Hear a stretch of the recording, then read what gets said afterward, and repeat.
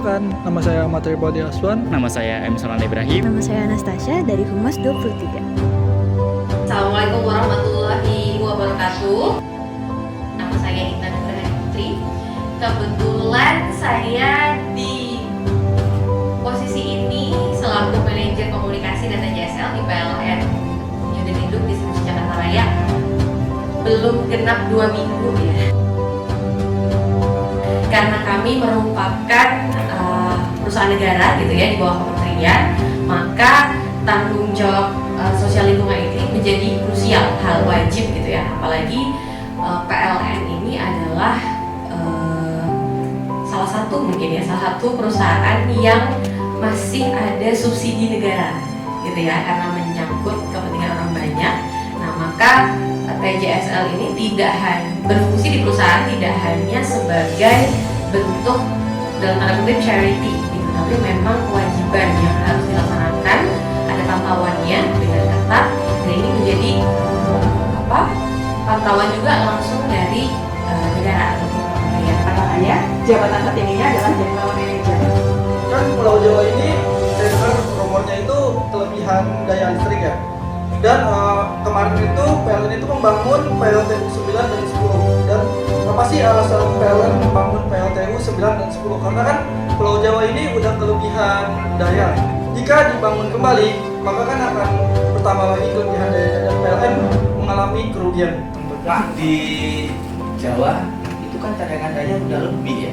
Ya kurang lebih sekarang sudah ada 4.000 megawatt. Jadi 4.000 megawatt itu 4.000 juta VA.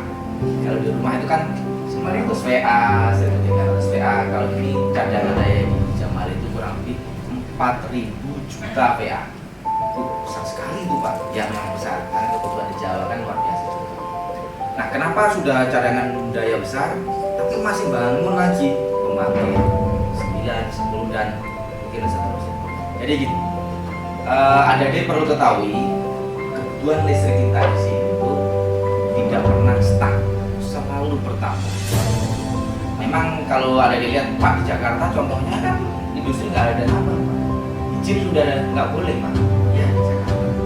Tapi di kota lain, Jawa Barat, daerah Cikarang, daerah Sukabumi, daerah Jawa Tengah. Nah, karena pembangunan industri selalu bertambah, PLN nggak bisa dia menunggu istilahnya. Oh, nanti nunggu pas hampir habis saja baru bangun, nggak bisa. Kita sudah punya namanya RAKP, ya, RKP itu adalah perencanaan tahunan. Ada nanti namanya RUPTL, itu RPP dulu 5 tahunan, terus RPTL 10 tahunan, dan program-program dan sebagainya.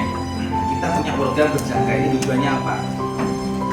Jadi kita lihat, oh beban setiap tahun akan naik sekian persen, akan baca naik 6%, maka pembangkit yang harus disediakan itu harus bisa menjaga. Jadi kita bangun pembangkit itu sudah berdasarkan proyeksi kebutuhan 4 tahun lah. Kan kalau PLN itu kan kita mati lampu ya.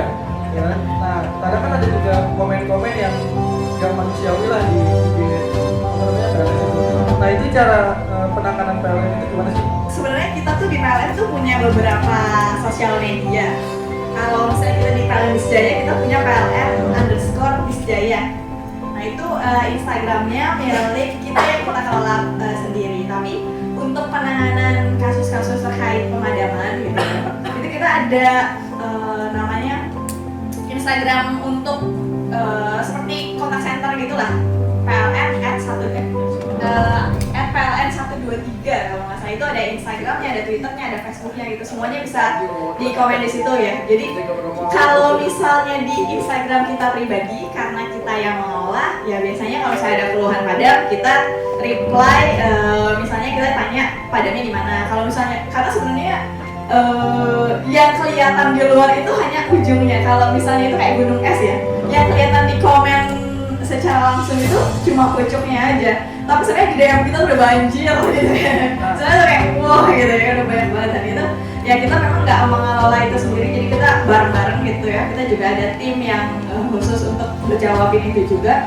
Sekarang sudah 1 pintu, setiap layanan, keluhan semuanya melalui PLN Mobile ataupun kontak center PLN 123 gitu.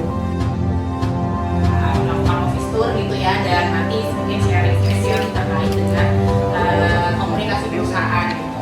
Nah, mungkin saya perkenalan dulu sebentar bahwa mata kuliah yang saya ampu di LP3 ini adalah mata kuliah jurnalistik dan digital PR gitu. Jadi tapi karena secara umum prodi mereka adalah public relation gitu ya. Jadi memang kalaupun jurnalistik yang mungkin memang jadi salah satu ini yang saya gitu ya. Tapi dia akan bersinggungan dengan memang peran-peran PR. Makanya kemarin kepikiran jadi mereka terutama yang di sisi sini nih gitu, sisi kiri ini selain belajar tentang jurnalistik juga belajar tentang media relation gitu, tentang media handling gitu ya. Kesimpulan pada acara hari ini adalah bagaimana kita sharing tentang komunikasi, digitalisasi, dan penanganan krisis pada suatu perusahaan besar. Terima kasih kepada PLN yang sudah menyempatkan waktunya untuk berbincang bersama kami dalam acara kunjungan company kali ini. Terima kasih.